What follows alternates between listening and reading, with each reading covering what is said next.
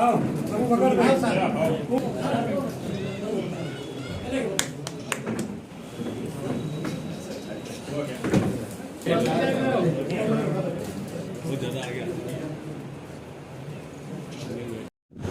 Party बड़ी मजबूत party थी।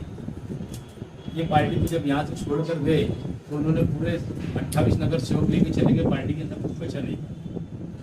फिर पार्टी ने मुझे अध्यक्ष बनाया। हमने 2 साल से रेगुलर मेहनत करके आज पार्टी के अंदर पूरी टीम खड़े करें। चारों ब्लॉक अध्यक्ष हमारे पास कार्यकर्ता है और आने वाले वक्त के अंदर पार्टी ने जैसा सजेशन देगी आपके नेतृत्व में, शिरीष दादा के नेतृत्व के अंदर हम यहाँ पर पूरी सीट खड़े करेंगे।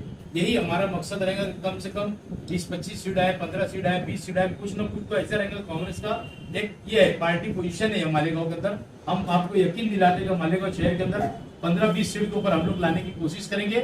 आज हमारे पास कोई नगर सेवक नहीं है, सिर्फ मैं और मेरी पत्नी दोनों नगर सेवक बचे थे पार्टी के अंदर, बाकी सब पार्टी छोड़ के चले गए थे। आज पार्टी की हाल ये कि जो है कार्यकर्ता है, पार्टी के सब ब्लॉक अध्यक्ष है, पार्टी के मजबूत है, ये सब तरफ लोग आज कहीं ना कहीं कार्यकर्ता है। न तो पार्टी जब यहाँ से छोड़ के चले गए थे, जिन्होंने पार्टी पूरी लेके चले गए थे, यहाँ पर चिराग जलाने वाला भी लोग नहीं थे, 5 लोग पार्टी के अंदर बचे थे। हम लोगों ने मेहनत करके पार्टी को वापस आज खड़े किया है। आप लोगों का जैसा आशीर्वाद रहेगा, आगे आप जैसा डायरेक्शन देंगे, हम कॉर्पोरेशन का इलेक्शन लड़ेंगे। तालुक्याची तशीच परिस्थिती होती।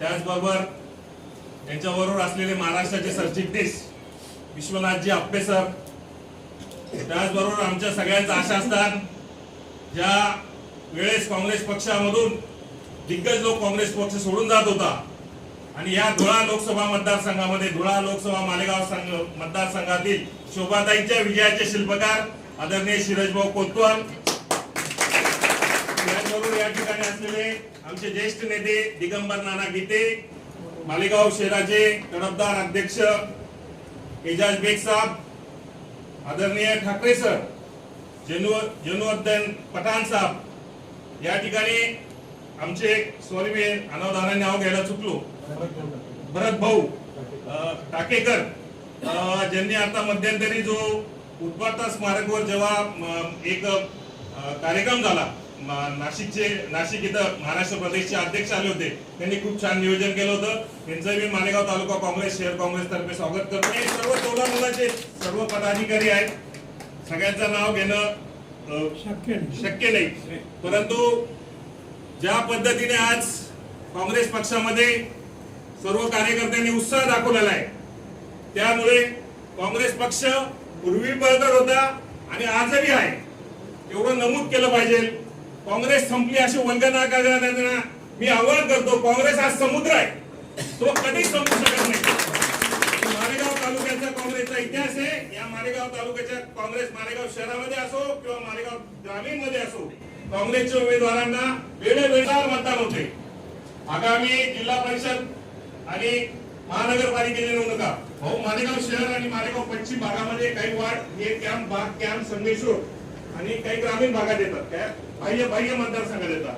या ठिकाणी आणि जिल्हा परिषदच्या माध्यमातून मालेगाव शहरात ग्रामीण भागामध्ये जिल्हा परिषदच्या गटामध्येही काँग्रेस पक्षाला मानणारा खूप मोठा वर्ग आहे। खासदारांची मोठी ताकद आपल्या पाठीशी आहे। त्याचबरोबर आज युवकांमध्ये, सर्वसामान्य गोरगरीब जनतेमध्ये, युवा तरुणांमध्ये, सगळ्याच लोकांमध्ये सगळ्यात ज्वलंत प्रश्न जर आज देशभरात उचलत असतील, आदरणीय राहुलजी गांधी साहेब आणि राहुलजी गांधींचे जे आंदोलन चालू आहे, राहुलजी गांधीजी जे काम करतायत देशभरामध्ये, त्यांचं काम अतिशय अतुलनीय आहे आणि त्यांच्या कामाच्या पुढे आणि त्यांच्या कामाची चुकी दाखवत विरोधक फेल झालेले आहेत। तुम्हाला एक गोष्ट सांगतो की राहुल गांधींचं काम हे सर्वसामान्य जनतेसाठी आहे। राहुल गांधी हा गोरगरिबांचा नेता आहे। राहुल गांधी हा सर्वसामान्यांच्या प्रश्नासाठी धावणारा माणूस आहे।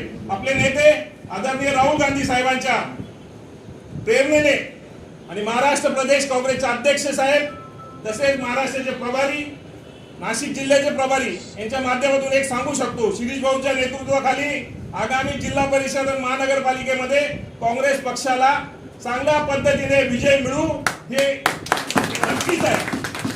आणि कोणी काही घाबरायची गरज नाही, कोणी पक्ष सोडायची गरज नाही। ज्यांनी पक्ष सोडलेला आहे ते आता परेशान आहेत।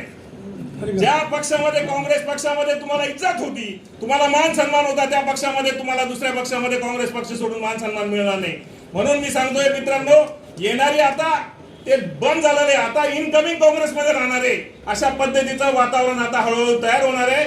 मित्रांनो, या येणाऱ्या निवडणुकीमध्ये आपण सगळ्यांनी एकजुटीने एकमेकातले पक्षविवाद सगळे विसरून आपल्याला आता आपले उमेदवार निवडून आणण्यासाठी त्याबद्दल आपल्या सर्वांच्या मनापासून आभार मानतो आणि मी थांबतो. जय हिंद, जय महाराष्ट्र.